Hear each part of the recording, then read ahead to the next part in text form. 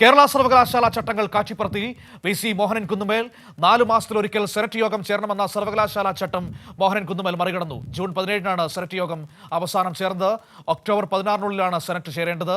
എന്നാൽ ഇത് മറികടന്ന് നവംബർ 1-ന് വി.സി. സെനറ്റ് യോഗം വിളിച്ചിരിക്കുകയാണ്. ഷീജ തിരുവനന്തപുരത്ത് നിന്ന് വാർത്തയുടെ വിവരങ്ങളുമായി ചേരുകയാണ്. ഷീജ, ഈ നാട്ടിലെ ഒരു നിയമങ്ങളും ഒരു ചട്ടങ്ങളും ബാധകമല്ലേ മോഹനൻ കുന്നുമേലിന്? പാരലൽ യൂണിവേഴ്സിലാണോ ഡോക്ടർ മോഹനൻ കുന്നുമേൽ എന്ന കേരള വി.സി. നിൽക്കുന്നത്? എന്താണ് അദ്ദേഹത്തിന്റെ ഉദ്ദേശം? ഒരു നിയമങ്ങളും പാലിക്കാതെ എങ്ങനെ മുന്നോട്ട് പോകാൻ കഴിയും ഈ സർവകലാശാലയിൽ? തീർച്ചയായും മനു, അങ്ങനെ തന്നെ വേണം അനുമാനിക്കാൻ. അതാണ് അദ്ദേഹത്തിൻ്റെ ചിന്ത എന്നുള്ളതാണ് അദ്ദേഹത്തിൻ്റെ പ്രവർത്തികളിൽ നിന്ന് നമുക്ക് ബോധ്യമാകുന്നത്. കാരണം സർവകലാശാല എന്ന് പറയുമ്പോൾ സർവകലാശാലയ്ക്ക് അതിൻ്റേതായിട്ടുള്ള ചട്ടങ്ങളുണ്ട്.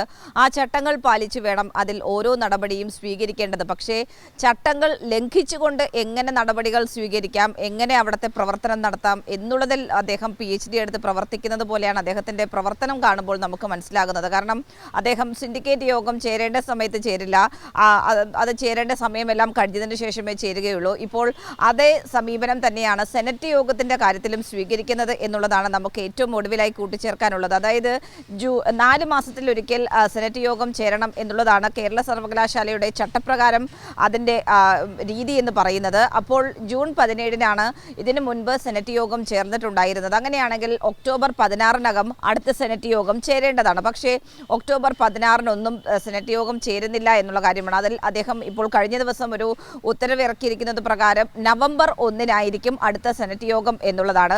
അപ്പോൾ സ്വാഭാവികമായും സെനറ്റ് യോഗം ചേരേണ്ട സമയം കഴിഞ്ഞ് അതിനുശേഷമാണ് ഇത്തരത്തിൽ നവംബർ 1-ന് ചേരാൻ വേണ്ടി തീരുമാനിച്ചിരിക്കുന്നത്. ഇത് സിൻഡിക്കേറ്റ് അംഗങ്ങളടക്കം ചോദ്യം ചെയ്യുകയും ചൂണ്ടിക്കാണിക്കുകയും ഒക്കെ ചെയ്തു.